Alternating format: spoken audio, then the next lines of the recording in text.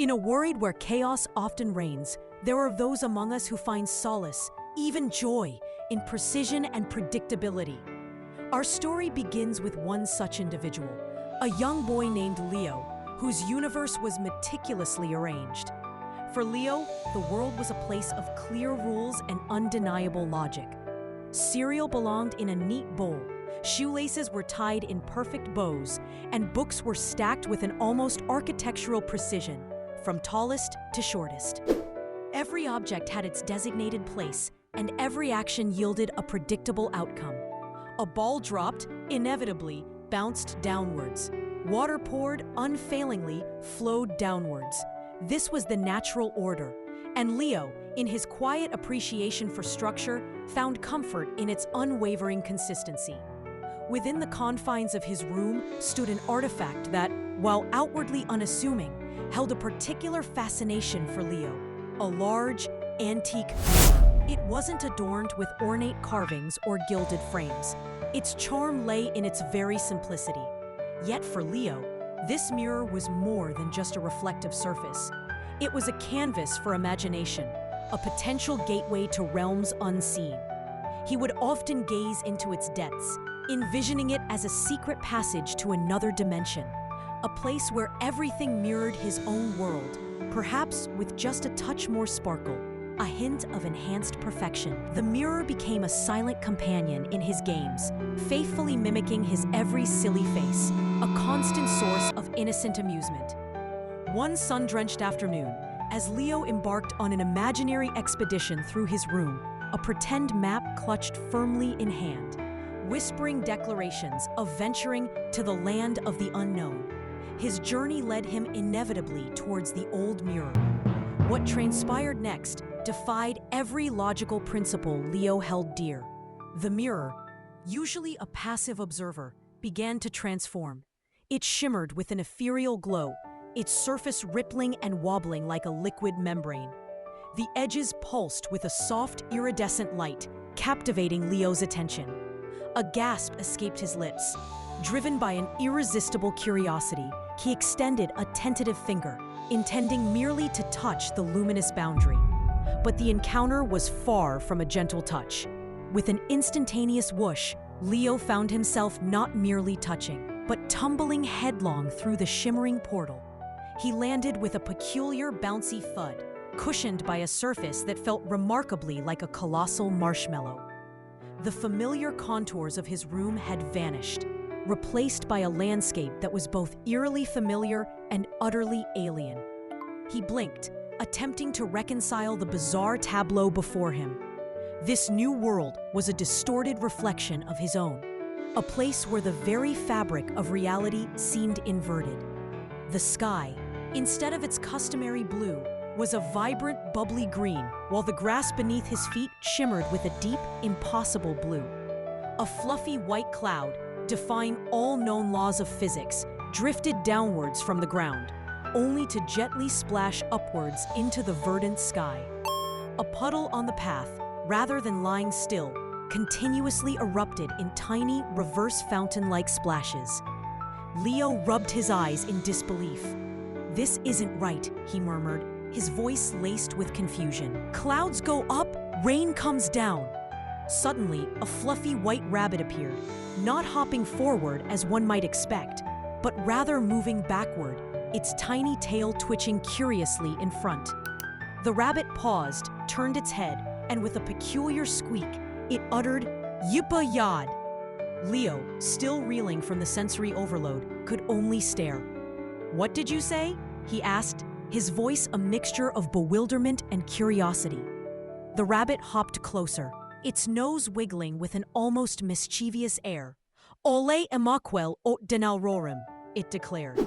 Leo tilted his head, his mind working furiously to decode the strange sounds. He listened very carefully, a spark of recognition igniting within him. "You mean happy day and hello, welcome to Mirrorland?" The rabbit nodded its head so vigorously that its ears flopped comically. "Say, I'm a Yip-Hop," it chirped. "You're Poppy?" Leo asked, trying to mentally reverse the name. "And you speak backward?" "Say," Poppy confirmed. "You are a Namu, Viger?" Yes, I'm a human, Leo replied, the absurdity of the situation beginning to settle in. And everything here is backward. Poppy nodded once more, as if stating the most obvious truth. Yes, po, CT not nyimeth? Leo wasn't entirely sure if it was funny yet. Mostly, it was just profoundly confusing. Can you show me around, Poppy? He ventured. Es rockful, Poppy exclaimed, and without further ado, began hopping backward down the path. Leo, finding himself in this topsy-turvy world, had no choice but to follow suit, walking backward himself just to keep pace with his peculiar guide. As they journeyed through Mirrorland, Leo encountered an array of increasingly bizarre sights.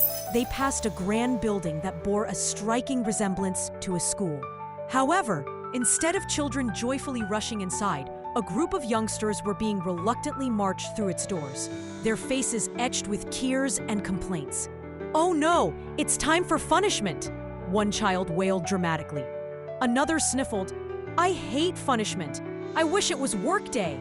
Poppy, observing Leo's stunned expression, offered an explanation. Lux sia tnemshinu, yadinov sia kron.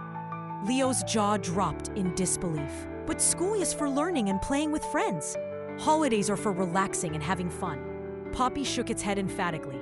On, Need now rorim. Uai eva autogot scores for crow, dan uai tika yadiloch rov tnemshinu. Leo simply could not fathom it. He then witnessed a park where children were soundly asleep on swings and slides, while adults in crisp suits and ties ran about, kicking balls and shouting with unbridled enthusiasm. That's their playtime, Poppy whispered, as if explaining a perfectly normal custom. Sveto et eran gnialp danaslal et eran nipmurd. Then, an even more astonishing spectacle unfolded before his eyes. A huge, fluffy cat, adorned with a tiny, regal crown, reclined majestically on a plush velvet cushion. A human, dressed in a small apron, bowed deferentially, serving the feline a bowl of milk. The cat let out a loud, demanding meow, and the human swiftly refilled the bowl. Stak ivig sredor ot snamoch. Poppy stated matter-of-factly, as if this were the most natural arrangement in the universe. Leo gasped. Cats give orders to humans? My cat, Mittens, just sleeps all day and sometimes knocks things off the table. Poppy, ever the expert on Mirrorland's inverted logic, replied, Yadisihu, tatsi yuno eswath, yue eranot, gnivigre kyunke. This world, Leo concluded, was truly bonkers. A wave of dizziness washed over him. He yearned for his logical, sensible world, for the comfort of predictability. He missed his perfectly stacked books and his cereal in a neat bowl. Suddenly, Poppy halted. Actator, eresemoch niekokie axelse. A grand carriage pulled by two tiny mice glided past. Inside sat a queen, her crown sparkling like a million miniature mirrors. She was tall and proud, her dress woven from shimmering glass. Her gaze, stern and reflective, fell upon Leo. Who dares to enter my backwards domain? Queen Reflecta boomed, her voice echoing like tinkling glass. And why are you walking forward? Leo, still struggling to comprehend the sheer inversion of everything, took a deep breath. Excuse me, Your Majesty, he began, but everything here is wrong. Rain falls up, cats boss humans, and school is punishment. In my world, things are the right way. Queen Reflecta laughed, a sound like 1,000 tiny bells clinking together. Wrong? Oh, little human, you are the one who is wrong. This is the right way. Your world is the one that's upside down. You call it right. We call it wrong right. She tapped her chin thoughtfully. Prove to me that your right way is better than our wrong right way. Leo tried. He truly did. He attempted to explain the fundamental principles of gravity, how objects fall downwards, not upwards. Queen Reflecta merely waved a dismissive hand. Nonsense! Things fall up here. It's much more exciting. He endeavored to demonstrate the simple act of walking forward, but she insisted on moving backward, bumping into various objects with a regal sniff. He even tried to illustrate the proper sequence of meals, suggesting dessert after dinner, but she demanded her colossal ice cream sundae before her broccoli. But that's not how it works, Leo cried, his frustration mounting. You eat dessert last, that's the rule. Queen Reflecta simply smirked. Rules are for breaking, little human, especially if they're your rules. Leo felt a knot tighten in his stomach. Nothing made sense. He felt utterly lost and confused. All he desired was to return home, to a place where things were predictable and logical. He longed for his perfectly stacked books and his cereal in a neat bowl. Just then, a group of Mirrorland children were attempting to construct a towering structure from colorful blocks. However, they were building it from the top down, trying to balance a tiny block on a much larger one, and it repeatedly crashed to the ground with a resounding clatter. Queen Reflecta's patience was clearly wearing thin. "Build it taller, you silly children! Taller!" she commanded, but the tower continued to collapse. Leo watched them, his mind racing. To build it up, you must build it down, he thought. A flash of insight. No, that wasn't quite right. He remembered Poppy's backward speech.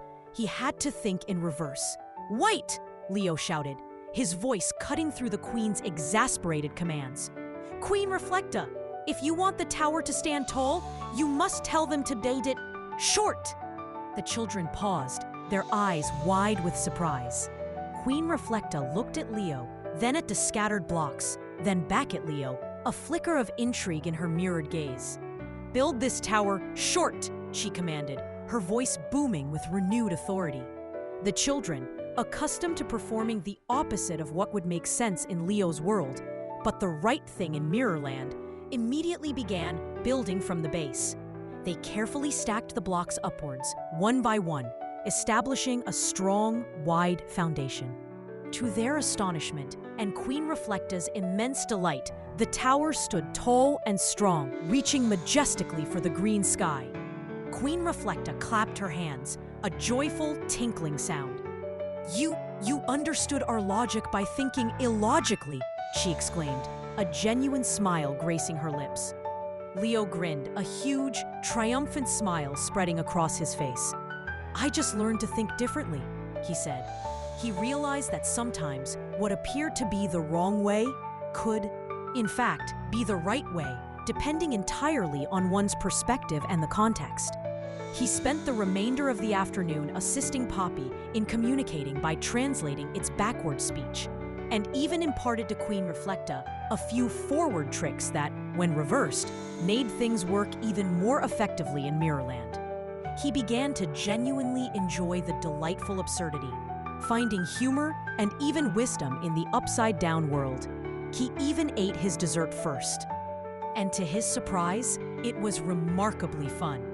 After a day filled with hilarious backward adventures, Leo felt a gentle, almost imperceptible pull. The large old mirror in the distance shimmered once more, glowing with that soft, sparkly light. It was time to go home. He bid farewell to Poppy. "Ebidoog yipop," he said, and Poppy chirped, "Yoy cool doog!" He bowed respectfully to Queen Reflecta. "Yipa yad neok actifler," he called out. She waved a regal hand in acknowledgement. He stepped back through the shimmering mirror, landing safely in his own room with a soft plop. Everything was back to normal. Rain was falling downwards outside his window. His cat Mittens was napping peacefully on his bed, and his school bag lay ready for the following day. But something fundamental had changed within Leo. He looked at his reflection in the mirror, then at his perfectly ordered toys. He smiled. Perhaps a little bit of backward thinking wasn't so bad after all. He walked over to his bookshelf and, just for fun, stacked one book from shortest to tallest, and then, with a playful twist, another from tallest to shortest.